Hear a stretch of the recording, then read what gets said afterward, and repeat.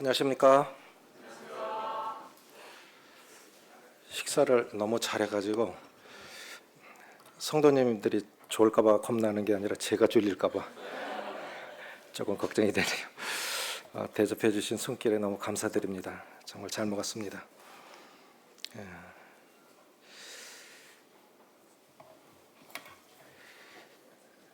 울산 남부교에서 주님 섬기셨던 분들은 기억하실는지 모르겠습니다.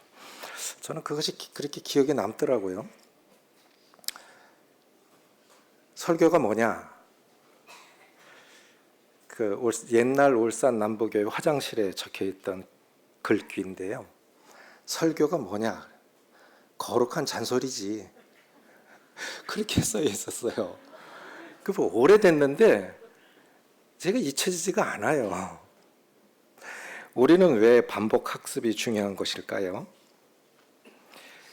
우리는 잊기 쉬운 존재라 아는 말씀도 들은 말씀도 자주 반복해야 됩니다.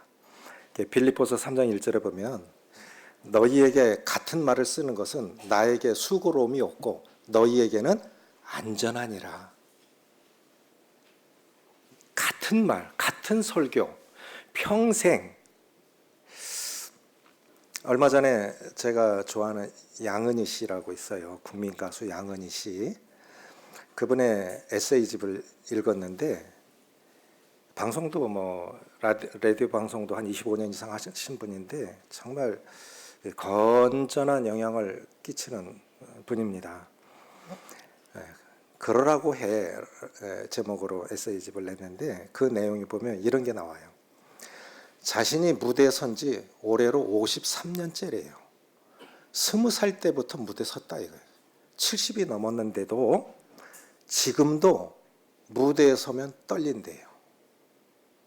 저는 이 마음이 맞다.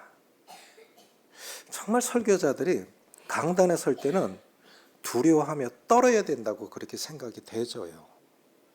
왜 하나님의 말씀을 선포하는 것이 큰 교회 큰 목사 이 기자가 인터뷰한 그 내용 책에 보면 이런 얘기가 나오는데 설교를 당신의 언어로 한번 정해 보시오. 그러니까 이 목사님이 뭐라 하냐면 설교 자체는 영광스러운 일인데 말씀을 전하는 건 정말 두려운 일이다. 그래서 설교란 두려운 영광이다. 이렇게 정의를 했어요. 설교란 두려운 영광이다. 저도 대명동교회부터 말씀을 전했는데 한 35년 됐는데 우리 추상현님에 비하면 아무것도 아니죠. 근데 정말 강단에 설 때마다 두려워요. 내가 바로 전하고 있는 건가? 더 두려운 건 뭐냐면 나는 바르게 살면서 말씀을 전하고 있나? 이게 더 두려운 거예요. 이 말씀이 삶의 무게가 실릴 때 이게 무게가 있는 거거든요. 이게 우리가 행위 완전해서 말씀 전할 수 있는 사람은 없지만 어쨌든 삶이 따라가야 말씀의 능력이 있는 것인데 말씀을 바르게 해석하고 바르게 쪼개는 훈련도 필요하지만 그 말씀처럼 살아내야 능력이 있는 건데 그리고 어떤 때는 설교 주제를 한 주에 몇 번 바꿀 때도 있어요. 자신 없어. 자꾸 본문이 다른 데로 옮겨가는 거예요. 그럴 때도 참 많아요. 어제 드린 말씀은 성숙한 그리스도인의 특징에 대해서 말씀을 드렸습니다. 성숙한 그리스도인의 특징 첫 번째는 복음의 가치에 대한 확신이 있다. 복음의 소망에 대한 확신이 있다고 하는 거죠. 두 번째는 사역의 목표에 대한 확신. 결국은 성도들의 믿음을 성숙한 사람들로 세워가기 위해서 그것이 어떤 일이든 결국 성도들의 믿음을 세워가는 것이다. 세 번째는 고난의 가치에 대한 확신. 정말 이 고난은 가치 있는 것인가? 가치가 있습니다. 하나님이 기억하시는 삶이니까. 그리고 나는 모르지만 제가 대명동교회 사택에 4년 6개월을 살았는데 전국을 다녀보면 형제님이 그때 저에게 식사 대접을 해주셨죠? 전 기억도 안 나요. 그리고 하도 오래돼서 그분이 누군지도 몰라. 그래서 그분은 기억하고 있는 거예요. 이게 이래요. 성도들 섬긴 거요. 섬긴 사람은 많은 사람을 섬겼기 때문에 기억도 못해요. 근데 섬김 받은 사람은 그게 있어요. 그리고 나도 그렇게 살아야지. 그러니까 부모를 안 닮는 것 같아도 자식들 다 부모 닮습니다. 그러니까 잘 섬긴 성도들이 계신 교회는 안 보는 것 같아도 다 보고 배워요. 그렇게 살아간다고요. 딸들도 시집가면 결국 어머니처럼 살아간다고요. 그러니까 이게 얼마나 중요한 것입니까? 우리 주님이 이제 십자가 지시기 전에 제자 둘을 보내면서 물동이 이고 가는 여인을 따라가라. 어딘지도 몰라. 그냥 물동이 이고 가는 여인만 따라가면 돼. 시간까지 보폭까지 맞추어서 예수님 보내셨는데 정작 물동이 이고 가는 여인은 뒤에 누가 따라오고 있는지 모르고 있다고요. 맞죠? 그래서 인도자라고 하는 것은 무의식 가운데 누군가를 이끌고 가는 사람이 리더입니다. 뒤에 누군가 따라오는 걸 모르고 의식하지도 못한 채 지금 누군가를 끌고 가고 있는 거예요. 만약에 그 여인이 다른 데로 샜다. 그럼 두 제자도 주님 예비하신 그 다락에 못 갔겠죠. 리더십이 그래서 좀 조심스러운 거라고 그렇게 생각이 되어집니다. 반복 학습이 중요한 이유는 우리는 잊기 쉬운 존재들이기 때문에, 두 번째는 주님 나라 갈 때까지 성장의 필요가 있기 때문에. 80, 90된 어르신들도 성장해야 할 필요가 있습니까? 성장해야 됩니다. 베드로서 3장 18절에 오직 예수 그리스도의 은혜와 그를 아는 지식에서 자라가라. 따라해 보십시오. 다 자란 나무는 없다. 아멘이십니까? 그래서 우리가 성경 공부도 계속해야 되고 계속해서 배우고 또 공부해야 된다고 그렇게 생각이 되어집니다. 인생의 진정한 문제는 성장과 성숙의 문제인 것 같아요. 결혼 생활도 성숙해야 행복하고 신앙 생활도 성숙해야 행복합니다. 결혼 그 자체가 행복을 가져다 주지 않지요. 성숙하지 않으면 지옥이 따로 없어요. 부부간에 맨날 뚝딱거리고 사니 못 사니 그러면 피해자들은 고스란히 자녀들에게 가는 겁니다. 부부싸움하면 최대 피해자는 자녀들이에요. 교회도 마찬가지예요. 교회도 리더들이 갈등을 겪으면 그 피해는 고스란히 성도들에게로 가는 겁니다. 그래서 결혼 자체가 행복을 가져다 주는 게 아니라 성숙해야 행복하다. 신앙생활도 신앙을 시작했다고 해서 예수님을 믿었다고 해서 그 자체가 능력을 가져다 주는 것이 아니라 성숙해야 행복한 신앙생활 또 능력 있는 신앙생활을 할 수 있다고 그렇게 생각이 되어집니다. 그래 어제 말씀에 에베소서 4장에 우리가 다 하나님의 아들을 믿는 것과 아는 것에 하나가 되어 그리스도의 장성한 분량이 충만한 데까지 이르리니 그렇게 성숙해야 그 성숙한 결과가 무엇입니까? 이는 우리가 이제부터 어린아이가 되지 아니하여. 어린아이가 되는 건 뭐예요? 사람의 속임수와 간사한 유혹에 빠져 온갖 교훈의 풍조에 밀려 요동하지 않게 하려 함이니. 이게 성숙하면 안 들린다고요. 오늘은 영적 성장의 유형이라는 제목으로 말씀을 드리길 원합니다. 영적 성장의 유형. 여러 유형이 있겠지만 오늘은 세 가지만 살펴보길 원합니다. 첫 번째, 꾸준하게 성장한 다니엘을 먼저 보겠습니다. 다니엘서 1장 8절입니다.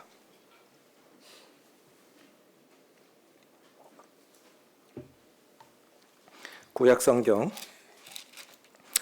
1231쪽, 쪽은 1쪽, 2쪽 다를 수도 있습니다. 성경마다. 다니엘서 1장 8절, 9절 잘 아시는 말씀인데 1231쪽 찾으셨으면 한 목소리로 같이 읽겠습니다. 시작. 다니엘은 뜻을 정하여 왕의 음식과 그가 마시는 포도주로 자기를 더럽히지 아니하리라 하고 자기를 더럽히지 아니하도록 환관장에게 구하니 하나님이 다니엘로 하여금 환관장에게 은혜와 긍휼을 얻게 하신지라. 자, 북왕국 이스라엘은 주전 722년에 남왕국 유다는 주전 586년에 바벨론에서 망합니다. 그래서 세 차례에 걸쳐서 이스라엘 백성들을 바벨론으로 끌고 가요. 그런데 바벨론의 포로 정책은 무엇이냐면 이스라엘 왕자들을 끌어다가 바벨론 문화에 동화시키는 것입니다. 그래야 정복지를 다스리기 쉽기 때문에 그래서 그때 다니엘도 10대쯤에 끌려간 것 같아요. 그리고 특별한 음식을 주지요. 다니엘은 뜻을 정하여 하나님의 뜻에 반하는 건 안 하겠다는 그런 결단을 하는데 그게 10대입니다. 다니엘은 뜻을 정하여 왕이 주는 진미와 포도주로 자기를 더럽히지 아니하기로 하기로. 이스라엘에서 안 먹던 음식을 거기서는 먹어야 됐어요. 고기가 나옵니다. 그런데 그 고기가 어떤 고기냐면 우상에게 들어졌다가 물려낸 음식이에요. 유일신을 섬기는 이스라엘 백성들에게 귀신에게 드렸다가 물려낸 돼지고기 뭐 이런 걸 먹으라고 그러니까 갈등이 생긴 거예요. 다니엘이 결단해야 할 때가 온 겁니다. 그래서 바벨론 사람들은 다니엘로 하여금 하나님과 바벨론 왕 사이에서 결정하라 하는 거죠. 근데 다니엘은 만왕의 왕이신 하나님을 따르기로 결단을 합니다. 근데 그 음식 안 먹으면 죽는 거예요. 포로로 잡혀온 주제에 바벨론 제국의 왕이 주는 음식을 안 먹는다? 그건 목숨 건 결단이었습니다. 그리고 이름을 바꾸죠.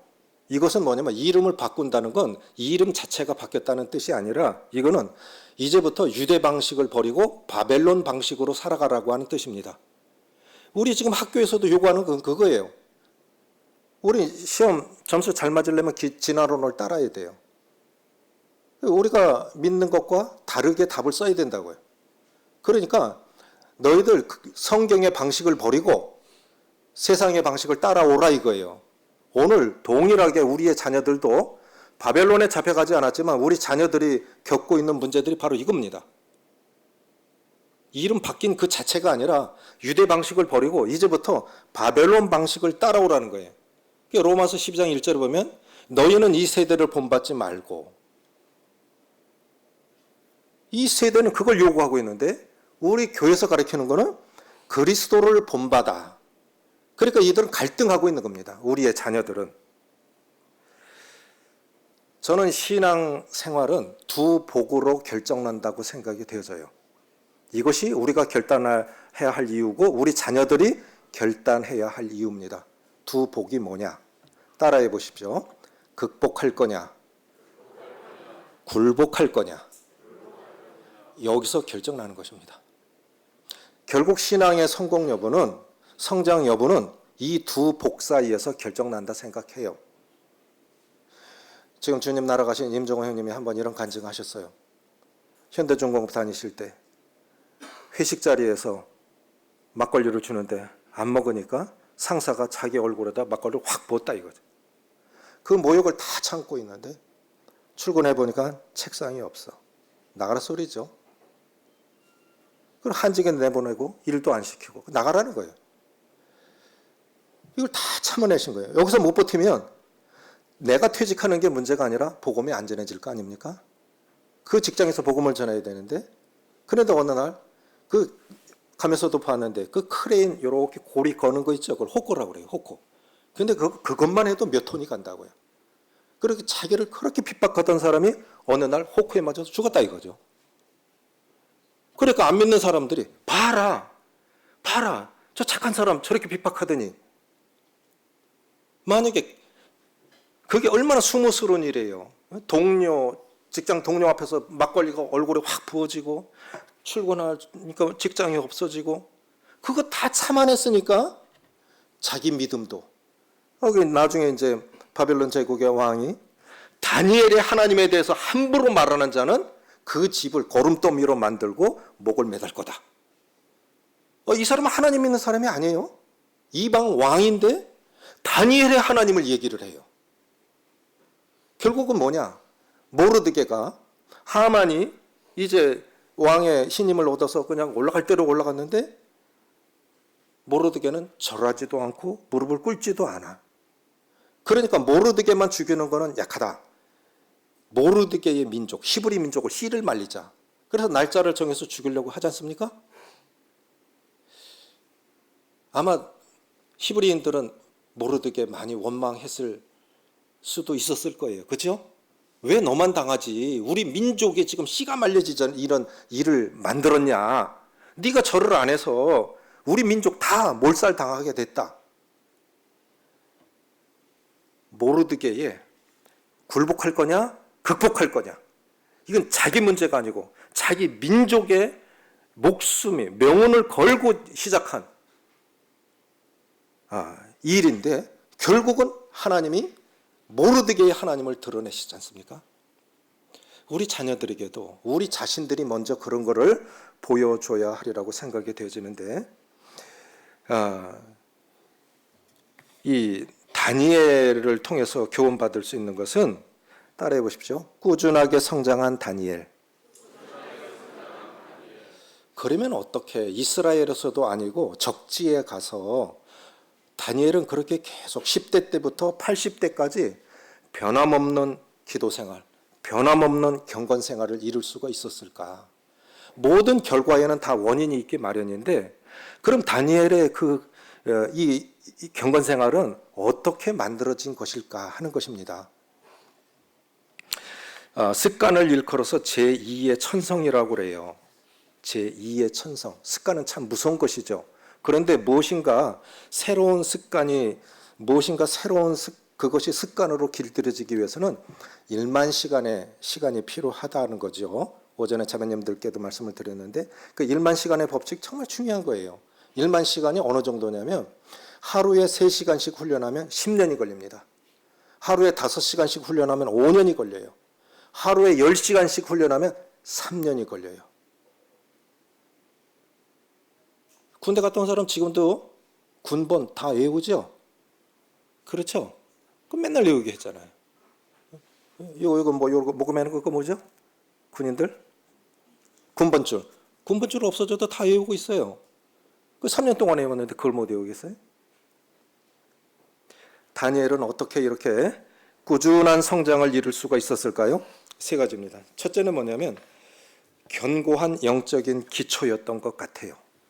그럼 그걸 어떻게 알 수 있냐? 다니엘의 이름의 뜻이 의로운 재판장이라는 뜻입니다. 의로운 재판장. 청교도들이 이렇게 인사했던 것은 뭐냐면 코람데오라고 했어요. 코람데오라고 하는 건 뭐냐면 하나님 앞에 산다. 사람은 몰라도 하나님은 다 알고 계셔. 하나님 앞에 행해야지. 하나님이 알고 계신데 하나님은 속일 수 없어. 하나님 앞에 산다고 하는 것이 코람데오예요. 의로운 재판장. 하나님 다 아실 건데 선악간에 심판하실 건데 그러면 하나님이 의로운 재판장이시고 공의로운 재판장이시라는 걸 우리가 늘 인식한다고 하면 그것이 이스라엘 예루살렘에 있든 바벨론에 있든 문제가 안 되는 거예요. 맞습니까? 하나님 앞에 산다고 하는 의식이 있으면 어디에 있어도 상관이 없어요. 어떤 상황에 있어도 상관이 없는 거예요. 그러니까 오히려 적지에서도 그렇게 빛날 수가 있었던 것입니다. 중요한 것은 뭐냐면 하나님 앞에 양심을 따라 사는 것인데 디모데전서 1장 19절 20절에 보면 믿음과 착한 양심을 가지라. 어떤 이들이 이 양심을 버렸고 믿음에 관하여는 파산하였느니라. 그 중에 후메네오와 알렉산더가 있으니 너희도 조심해라. 양심을 버리면 믿음이 파산하는 거예요. 그러니까 이 믿음은 양심이라는 용기 위에 용기 안에 담겨 있다고요. 양심을 버리면 믿음도 파산하는 거예요. 그래서 양심을 지켜가는 것이 굉장히 중요한 것입니다. 깨끗한 양심을 지키겠다고 하는 결심. 다니엘이 바로 여기서 목숨을 걸은 거예요. 바벨론에 있는데 이스라엘 사람들이 보고 있습니까? 몰라요. 아버지하고도 떨어져 있다고요. 왕자들만 특별하게 바벨론 왕궁에서 바벨론식의 그 교육을 시켰기 때문에 누구도 보는 사람 없어요. 근데 다니엘은 알아. 그래도 하나님은 알잖아. 그래서 왕이 주는 진미와 포도주로 자기를 더럽히지 않게. 하나님은 아시는데 내 속에 계신 성령님은 아시는데 그래서 결단을 한 거예요. 하나님은 의로우신 재판장이십니다. 그렇다고 하면 누가 그건 뭐 이러지 마 저래 이래 그렇게 말할 필요가 없어요. 하나님이 기준이 되시니까. 다니엘은 3가지 결심을 하는데요. 깨끗한 양심을 지키겠다고 하는 결심. 2번째, 하나님께서 원하시는 삶을 살겠다고 하는 결심. 우리 새해 결심 많이 하시죠? 그것이 작심 3일 가더라도 계속해서 하시는 것이 필요해요. 그러다 보면 어느 순간 그것이 습관으로 굳어진다고요. 세 번째는 기도하기로 결심을 해요. 나중에 다니엘서 9장에 가보면 금식하고, 어떻게 예레미야서를 읽다 보니까 70년이 차면 자기 백성을 돌이키겠다 하셨어요. 근데 70년이 다가오는 거예요. 그럼 기도해야지. 우리가 돌아갈 때가 됐잖아. 돌아갈 때가 됐잖아. 그럼 때가 되면 다 돌아갈 거 아닙니까? 기도해야지요. 우리를 불쌍히 여겨달라고. 그래서 다니엘은 얼마나 훌륭한 분이냐면, 제국이 바벨론 제국, 메데 바사 연합국, 페르시아 제국, 제국이 3번 바뀌고 그 사이에 5 왕이 바뀌어요. 왕이 5번 바뀌는데도 총리는 안 바뀌어. 이게 다니엘이 있어요. 우리 정권 한번 바뀌려면 총리 몇 번 바뀝니까? 장관들은 파리 목숨이죠. 한 달도 못 하고 내려온 사람도 있죠. 그렇죠? 근데 다니엘은 왕이 5번 바뀌고 제국이 3번 바뀌는데도 안 바뀌어. 다니엘 같은 사람이 없는 거예요. 그러니까 우리가 하나님 앞에 바르게 살으면 하나님께서 세상에 드러내시고 하나님께도 쓰임받고 세상에도 쓰임받을 수 있다고 생각이 되집니다. 그렇게 결심한 결과로 건강은 더 좋아졌어요. 아유, 여기서는 성령님이 근심하시고 또 어쩔 수 없이 먹고, 그게 소화가 제대로 되겠습니까? 건강은 더 좋아졌어요. 더 지혜롭게 됐어요. 하나님께서 높이셨어요. 다니엘의 하나님에 대해서 함부로 말하지 마라, 이렇게 말씀을 하고 있죠. 그래서 다니엘이 꾸준한 성장을 이룰 수 있었던 일은 견고한 영적인 기초가 있었다. 그래서 기초가 중요해요. 기초가 중요합니다. 주님도 말씀하셨죠. 이 반석 위에 세운 사람은 흔들리지 않는다고. 두 번째는 뭐냐면 영적인 결단력인데, 살다 보면 세상과 하나님 사이에서 결단할 때가 올 수도 있습니다. 특별히 이 물질에 관계된 것에 대해서도 우리가 참 조심해야 할 필요는 있을 것 같고, 어느 분이 이렇게 말씀하셨어요. 뭐 여러 가지로 직장을 선택하는 것이나 많은 것들에 대해서도, 또 배우자를 놓고 기도하는 것이나 직장을 선택하는 것이나 많은 경우에 우리 양자 간에 결단할 때가 옳다고요. 그럴 때 하나님 편에서 결단하시되 이렇게 모험하셨으면 좋겠어요. 왕이 주는 진미와 포도주로 자기를 더럽히지 아니하라고 결단을 했단 말이에요. 아무 일도 시도하지 않는 사람은 아무 일도 시도하지 않는 사람은 자신이 무엇을 할 수 있는지 알 수 없대요. 맞습니까? 안 해봤잖아요. 어떤 것도 모험해보지 않은 사람은 하나님께서 나를 무엇으로 부르셨는지 모른다는 거죠. 자, 베드로만 유일하게 인간으로서 그래도 물에 빠졌지만 바다 위를 걸어본 적이 있죠. 그렇죠? 배 밖으로 나가는 모험을 해본 거예요. 진짜 배 밖으로 한 발을 내디뎌본 거예요. 근데 내가 걸을게요, 그렇게 말 안 했어요. 주님, 저에게 걸어오라고 명령하십시오. 그럼 제가 순종하겠습니다. 오라. 자기 의지로 걸은 게 아니에요. 주님, 저에게 걸어오라고 한번 명령해 보세요. 그럼 제가 나갈게요. 배 밖으로 나갈게요. 배 밖으로 나가는 모험을 하되, 이거는 자기 의지가 아니라 주님의 명령에 순종한 겁니다. 믿음이 없어서 빠지긴 했지만, 아무 일도 시도하지 않는 사람은 자기가 무엇을 할 수 있는지 몰라요. 그리고 어떤 모험도 해보지 않는 사람은 하나님께서 어떤 일에 나를 부르셨는지 모르는 거예요. 교회 개척이 되어지고 30년 전에 이런 생각이 들더라고요. 살아남아야 되는데. 전 죄송한 말씀이지만 기도가 그거밖에 안 돼요. 한 200명 모이다가 16명, 그 중에서도 뭐 이런 일 저런 일로 한 10명이 모여서 지하 30평에서 장판 위에서 무릎 꿇고, 그 습기 찬 곳에서 무릎 꿇고 예배 드리는데 눈물밖에 안 나요. 살아남아야 되는데. 그런데 30년이 지난 지금은, 하나님은 정말 멋진 분이시다. 가진 게 있나 배운 게 있나 아무것도 없는, 어떻게 구원받아도 그렇게 가난한 사람만 구원을 받아요. 나도 가난한데 내가 줘야 돼. 그렇게 가난뱅이들이 지금 재정적으로나 은사적으로 이렇게 안정이 돼서 주님 섬겨가는 게 이게 정말 기적 중에 기적입니다. 저희는 정말 기적을 경험했어요. 시도해 보십시오. 모험해 보십시오. 우리 하나님 어떤 하나님이신지 모험해 보십시오. 모험해 보지 않고 시도해 보지 않으면 너희는 여호와의 선하심을 맛보아 알지어다라는 말씀이 어떤 것인지 몰라요. 에디슨은 1001번째 전기를 발명했다 하지요. 그래서 다니엘이 꾸준하게 성장할 수 있었던 이유는 영적인 기초가 든든했다. 두 번째는 영적인 결단력이 있었다. 세 번째가 뭐냐면 이게 중요한 거예요. 6장 10절입니다. 6장 10절 같이 읽겠습니다.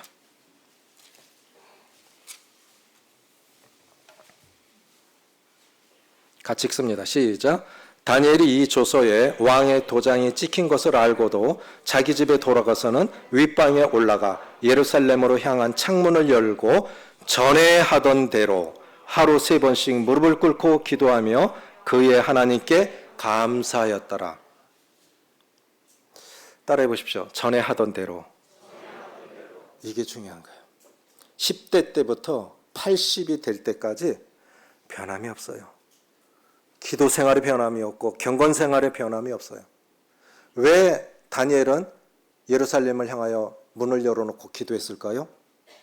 솔로몬이 성전을 짓고 봉헌 기도를 하는데 솔로몬은 알았던 것 같아요. 하나님, 이 민족이 내 백성이 언젠가 하나님을 배반하고 하나님의 징계로 이방 민족에게 팔려갈 때 내가 지은 이 성전을 향하여 성전이 있는 쪽을 향하여 기도하거든 하나님 불쌍히 여겨주시고 저들을 돌려주십시오.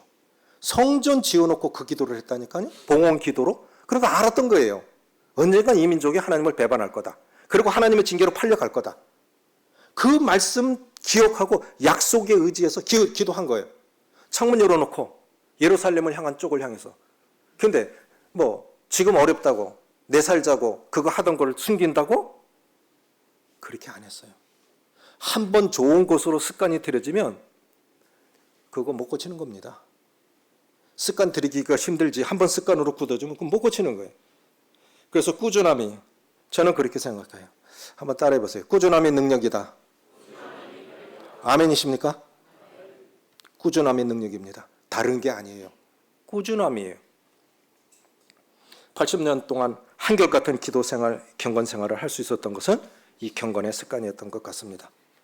자, 이제 두 번째, 어떤 유형이 있느냐? 그럼 우리가 정말 원하는 것은 꾸준하게 성장하기를 원하죠. 그런데 꼭 그렇게만 되지 않아요. 왜? 우리가 연약하니까. 자, 두 번째는 이제 베드로입니다. 베드로. 그럼 베드로는 우리에게 어떤 본이 되냐? 실패를 통해서 성장한 베드로. 우리가 실패를 통해서도 성장할 수 있는 것입니다. 베드로는 기복이 심했던 사람인데 냉탕과 온탕을 수시로 왔다 갔다 했던 사람이에요. 마태복음 16장에 보면 사람들이 나를 누구라 하더냐? 어떤 사람은 세례요한, 어떤 사람은 엘리야, 어떤 사람은 선지자 중에 하나를 하던데요. 그럼 너희는 나를 누구라 하느냐? 했을 때 유일하게 베드로만이 대답을 했어요. 주는 그리스도시요 살아계신 하나님의 아들이니이다. 바요나 시몬아 내가 복이 있도다. 이것을 내게 알게 한 이는 혈육이 아니요 하늘에 계신 내 아버지시니라. 주님이 얼마나 마음에 기쁘셨을까요? 야, 네가 그걸 알았어? 네가 그걸 알았어? 베드로 칭찬을 받았어요. 그런데 주님이 바로 뒤에 나 이제 죽을 건데. 그러니까 베드로 뭐라 그럽니까? 그리 마소서. 그러잖아요. 그걸 원어로 풀어보니까 어린이집 선생님이 아이에게 그럼 안 돼. 이 소리래요. 그 주님을 책망한 거예요. 아니, 배 버리고 직업 버리고 지금까지 한 자리 하려고 주님 따라왔는데 주님이 죽으신다고요? 그럼 우리는 뭐 말짱도루묵이잖아요. 그리 마소서. 그래서 바로 사탄아 내 뒤로 물러가라. 그래 칭찬을 받았다가 책망을 받았다가 냉탕을 수시로 오고 간 사람이 베드로입니다. 우리도 그럴 때 많잖아요. 실패를 통해서도 성장할 수 있는 것입니다. 주님은 베드로에 뭘 보셨을까요? 저는 베드로의 열정을 보셨다고 생각해요. 베드로의 열정은 좋은데 중요한 것은 다듬어지지가 않았어요. 일 중요합니다. 일 중요하지만 더 중요한 것은 그 일을 행하는 사람이 인격이 다듬어지지가 않으면 그 일이 그르쳐질 수 있고 하나님께 영광이 될 수가 없어요. 그래서 주님이 베드로를 아셨던 것 같아요. 베드로에게 이제 이런 말씀을 하셨는데, 사탄이 너를 밀가부로도 청구하였으나 내가 내 믿음이 떨어지지 않기를 기도하였노니 너는 돌이킨 후에 내 형제들을 굳게 하라. 실패할 걸 알으셨어요. 그런데 베드로는 몰랐죠. 자기 자신은 절대로 그런 일 없을 거라고 호언장담했던 사람들 아닙니까? 넌 언젠가 무너질 거야. 근데 내가 너를 위해서 기도했으니까 그때 돌이킨 후에 내 형제들을 굳게 하라. 성지순례 가가지고 베드로가 신문 받았던 그 관저에 들어가 봤어요. 닭이 지붕 꼭대기에 이렇게 앉혀 있더라고요. 저 쇠 조각으로 해가지고 그 닭 울음소리를 들으면서 베드로가 얼마나 울었을까요? 복음서에 보면 통곡을 했다 했죠. 내가 사랑하는 주님을 3번이나 부인했구나. 주님이 에휴, 그럼 그렇지, 네가 그렇지. 주님께서 베드로가 닭 울기 전에 3번 부인하라고 했는데 베드로가 3번 부인하고 나서 주님이 가야바 법정에서 이렇게 돌아보셨어요. 베드로 눈과 주님의 눈이 마주쳤어요. 주님은 어떤 눈으로 쳐다보셨을까요? 네가 그럼 그렇지, 네 주제에 그렇게 쳐다보셨을까요? 아니에요. 주님이 눈 속에 다 들어있어요. 그 사랑이. 알아. 근데 너 이거 끝 아니거든. 내가 이렇게 끝나게 안 해. 실패했지만 너는 나를 모른다고 3번 부인했지만 너 이렇게 끝나게 안 해. 우리는 보통 날개 부러진 새는 더 이상 날지 못하리라고 생각하는데 베드로는 더 높이 날았어요. 사도행전 읽어보면 베드로가 사방으로 행하다가 예루살렘 바깥으로, 유대 바깥으로 나가본 적도 없는 사람이에요. 갈릴리 가나안 어부 출신 아닙니까? 그런데 하나님이 더 크게 쓰셨어요. 그래서 하나님께서는 실패했다는 이유 자체만으로 버리시는 분이 아닙니다. 당신의 언어로 하나님을 설명해 보시오. 당신의 언어, 성경에 아브라함의 하나님, 야곱의 하나님 말고 이 비밀은 너희 안에 계신 영광의 소망이니라 하셨는데 당신의 언어로 하나님을 정의한다면 어떤 하나님이십니까? 라고 묻는다면, 안 믿는 사람들이 묻는다면 어떻게 말씀하시겠어요? 저는 이렇게 말해요. 다른 사람은 모르겠는데 저는 제 하나님은 저에게 2번째 기회의 하나님이십니다. 2번째 기회의 하나님이십니다. 베드로는 완전히 실패한 거죠. 그런데 주님이, 그리고 부활하신 주님을 보고도 또 고기 잡으러 또 갔어요. 얼마나 실망스러운 일이에요. 그런데 그 현장에 주님이 또 찾아오셨죠. 넌 이렇게 끝나게 안 해. 이렇게 끝나게 안 해. 삼손이 그 태양이란 뜻을 갖고 있는데 힘은 좋은데 자기 속에 있는 죄는 이기지 못해서 나중에 2 눈이 뽑히잖아요. 그런데 삼손의 능력이 어디 있습니까? 머리카락. 사사기 읽어보면 삼손의 머리카락이 다시 자라기 시작하니라. 그래서 삼손이 죽을 때 죽인 자가 살았을 때보다 더 많았는데 삼손의 무덤이 어디냐면 소라와 에스다올 사이에 묻혔다고 했는데 이것이 왜 중요하냐면 그곳이 바로 소라와 에스다올 사이가 삼손의 첫 사역지예요. 자기 사역지에, 영광스럽게 자기 사역지에 묻히게 하신 거예요. 그리고 우리는, 하나님께서는 우리를 실패했다는 이유만으로는 버리지 않으세요. 아미떼 아들 여호와에게, 하나님의 말씀이 아미떼 아들 요나에게 임하니라. 요나의 뜻은 비둘기입니다. 아버지가 너는 비둘기처럼 좋은 소식 전하면서 살아라. 하나님 말씀에서 전하면서 순결하게 살아라. 타락한 세상 속에서. 그래서 비둘기라는 이름을 지어줬는데 하나님은 해 뜨는 쪽으로 부르셨는데 해 지는 쪽으로 가. 니느웨로 부르셨는데 다시스로 간다고요. 다시스는 지금 그 로마서에서 서바나라고 하는 스페인입니다.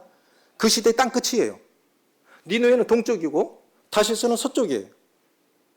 반대로 간 거예요. 하나님은 이쪽으로 부르셨는데 저쪽으로 가는 거예요. 우리 그럴 때 있죠. 그럼 하나님 포기하셨습니까? 여호와의 말씀이 두 번째 요나에게 임하니라. 그래서 결국은 사명을 감당하게 하시죠. 이것이 죄의 수단으로 쓰인다면 문제가 되지만 하나님은 실패했다는 그 자체만으로는 우리를 버리시는 분이 아닙니다. 도종환 시인의 이런 시가 있어요. 흔들리지 않고 피는 꽃이 어디 있으랴. 이 세상 그 어떤 아름다운 꽃들도 다 흔들리면서 피었나니 흔들리면서 줄기를 곧게 세웠나니 흔들리지 않고 가는 사람이 어디 있으랴. 운전을 해보면 앞에 분이 똑바로 가는 것 같지만 뒤에서 보면 다 알아요. 그렇죠? 살짝 비껴갈 이렇게 선 중앙에 안 서고 이렇게 갈 때 있죠. 초보자들은 뒤에 가면 불안하고 그렇죠? 우리도 나는 똑바로 간다고 생각하지만요. 뒤에서 보면 보여요. 조금 치우친다. 부모님도 그렇고 리더들도 그렇고 자기는 모르는데 뒤따라가는 사람은 그게 보인단 말이에요. 조금씩 흔들리면서 가요. 중요한 것은 우리는 흔들리지만 흔들리면서도 꽃을 피우고 열매를 맺고 있다는 것입니다. 부족하면 부족한 대로 받으셔서 들어 쓰신다고 하는 거예요. 베드로를 통해서 우리가 배울 수 있는 것은 실패 가운데서도 성장은 이루어진다 하는 것입니다. 이건 것 같아요. 결국은 베드로를 그렇게 만든 것은 하나님의 은혜가 실패의 자리에서도 자라게 하신 것 같아요. 결국 하나님의 은혜가 자라가게 하실 것입니다. 세 번째는 디모데입니다. 디모데전서 6장 보시겠습니다.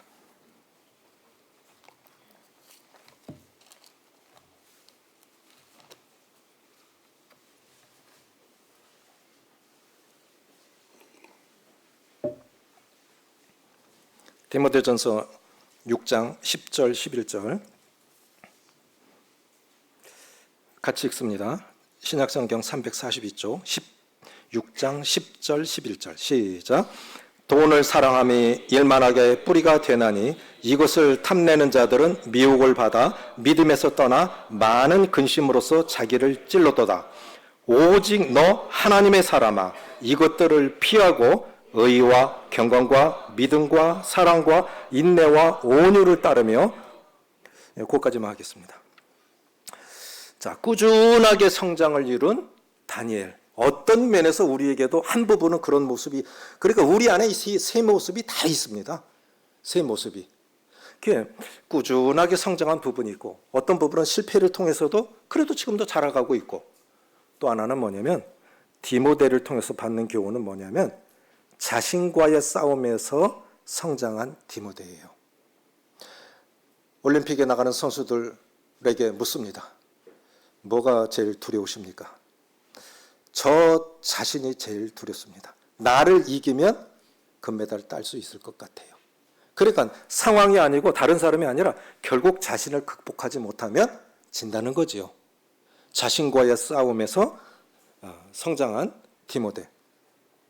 하나님의 사람으로 자라가는 데 있어서 가장 큰 장애물을 자기 자신으로 봤어요. 맞습니까?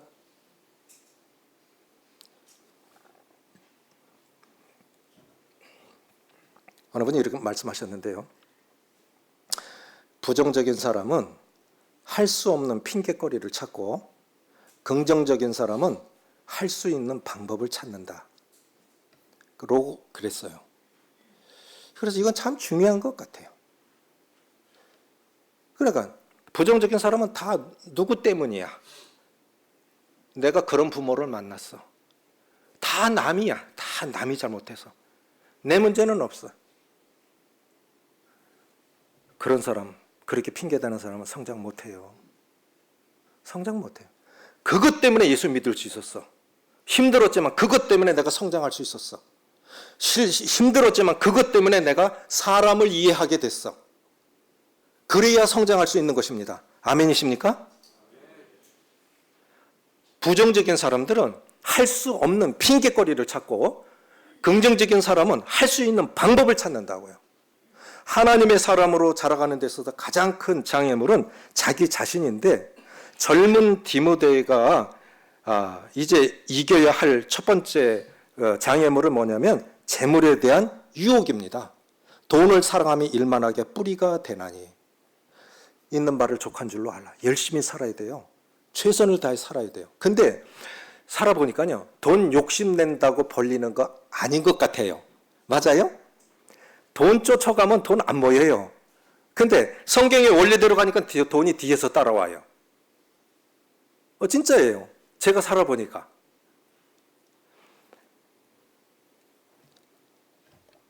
제가 사역하기 전에 30년 전에 월급 200만 원 넘게 받았거든요. 근데 사역을 시작하니까 첫 사례비를 40만 원 줘요. 살 수 있어요, 못 살아요? 제가 10년 이상을 일하면서 사역을 했거든요. 제가 사라지면 일하러 간 거예요. 성도들은 알아. 근데 이제 모임만 할 때 이렇게 선물 하나씩 주잖아요. 어느 날 선물로 받은 것이 빌립보서 4장에 있는 말씀이에요. 장독이 그려져 있고 유리로 된 이 팻말에 말씀이 적혀 있는데 나의 하나님이 그리스도 예수 안에서 영광 가운데 그 풍성한 대로 너희 모든 쓸 것을 채우시리라. 이 말씀 붙들고 살았어요. 하나님이 다 채우시더라고요. 아멘이세요? 다 채우시더라니까요. 너무너무 신기해요. 처음에는 10,000원 있으면 안 해주고 나면 저는 빈지갑 갖고 다닐 때 많았어요. 기름이 떨어졌어. 벌써 차에 빨간불이 들어왔는데 자매님들이 신방 가재요. 기름 떨어졌다는 소리를 어떻게 해요?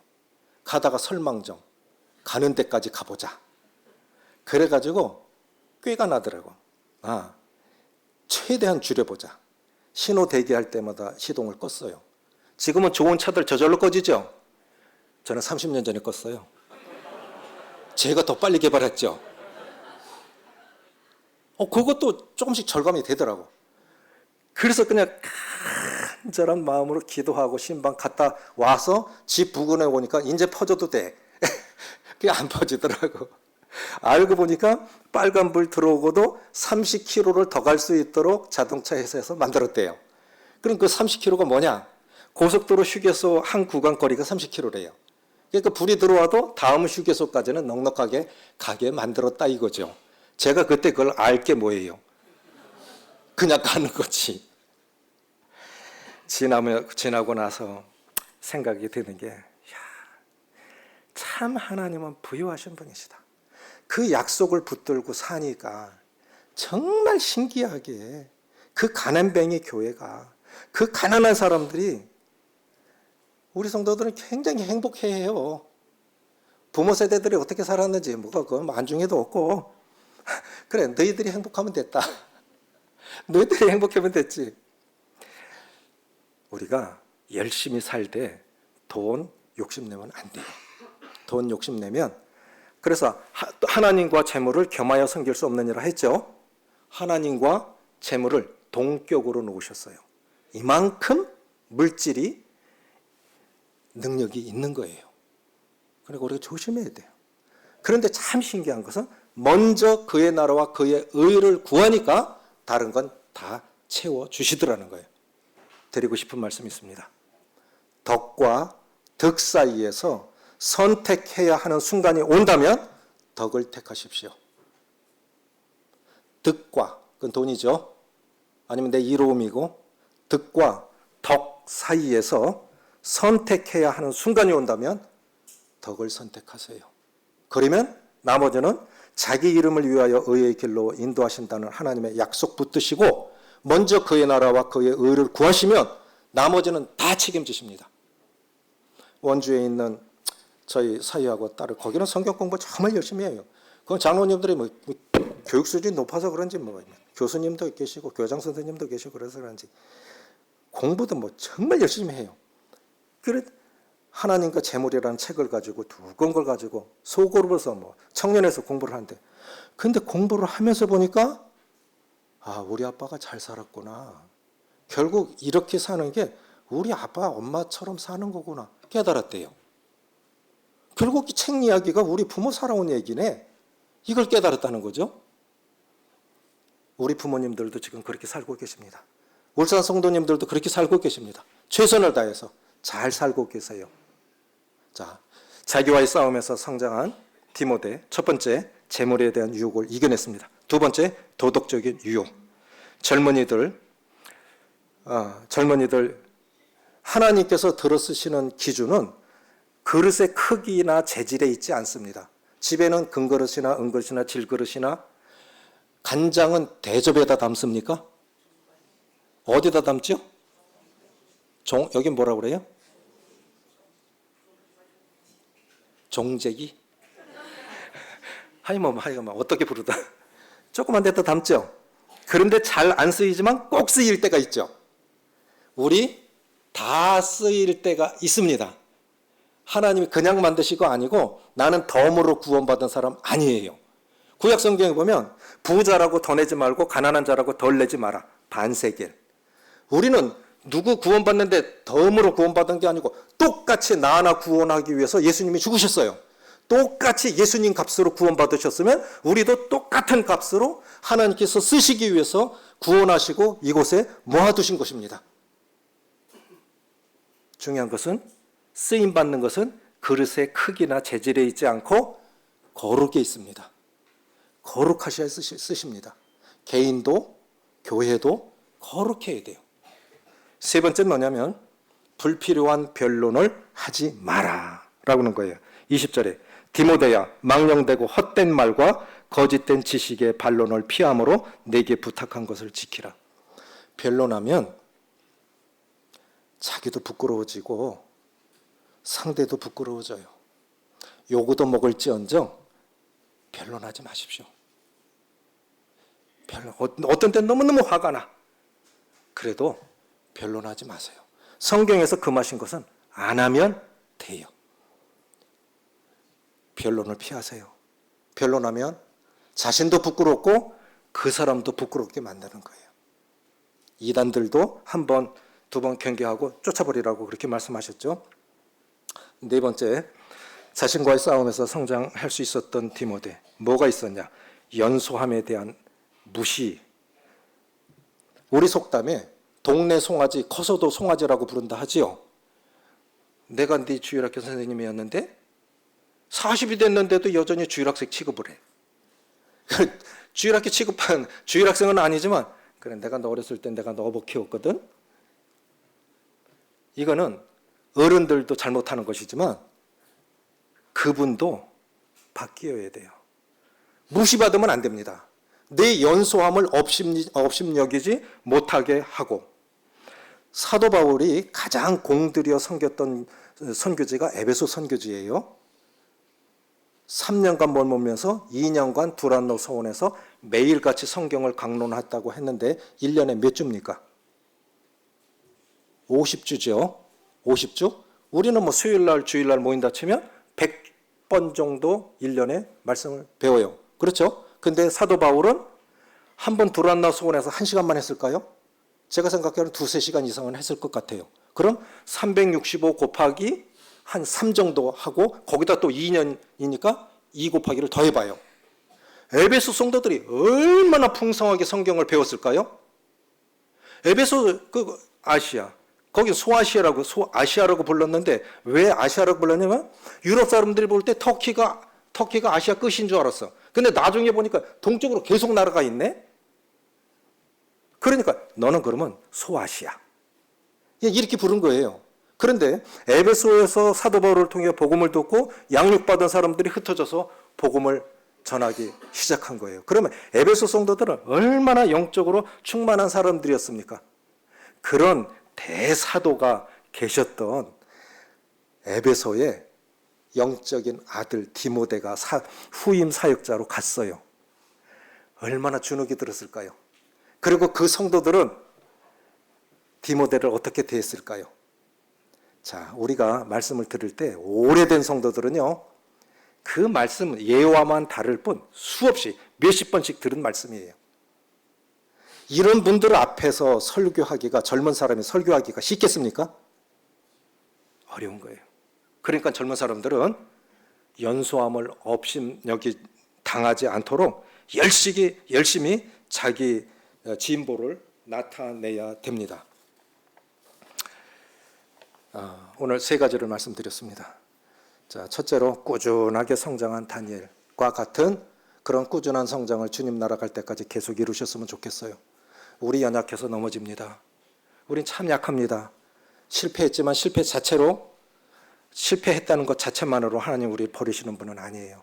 세 번째, 자기와의 싸움에서 자기는 알아요. 내가 뭐와 싸워야 하는지를 우리 자신들은 다 잘 압니다. 그 문제 놓고 기도하셔서 많이 변했네. 참 좋게 변했네. 참 닮고 싶다. 자기와의 싸움에서 성장한 디모데처럼 아름다운 성장을 이루어서 하나님 앞에 더 크게 들어쓰임 받는 울산 성도님들 되시기를 바랍니다. 기도하시겠습니다. 아버지 하나님, 우리가 짧은 시간에 다니엘의 한 생애를 꾸준한 성장으로 배웠지만 다니엘 자신에게 있어서 그것이 어찌 쉬운 일이었을까요?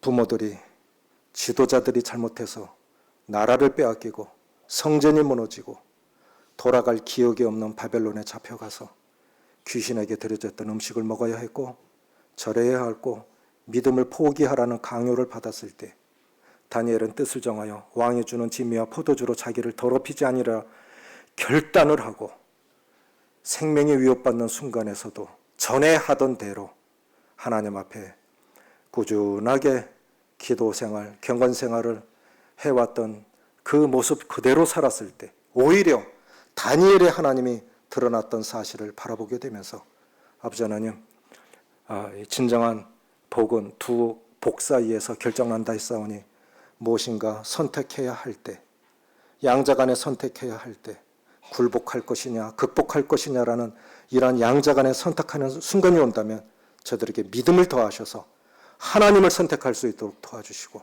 믿음을 선택하는 용기를 허락해 주시기를 기도를 드립니다. 저희들 참 약합니다. 자주 넘어집니다. 그래도 하나님의 은혜를 힘입어 다시 일어설 수 있는 용기가 나는 것은 하나님의 은혜는 우리가 실패했다는 그 자체로 우리를 포기하시지 버리지 않기 때문인 것에 대해서 참 감사를 드립니다. 자기 자신과의 싸움에서 성장했던 디모데처럼 아버지 하나님 주님 나라 갈 때까지 더 아름답게 영광스럽게 빚어질 수 있도록 축복하여 주시옵소서. 우리 주 예수님의 이름으로 감사하며 기도합나이다. 아멘.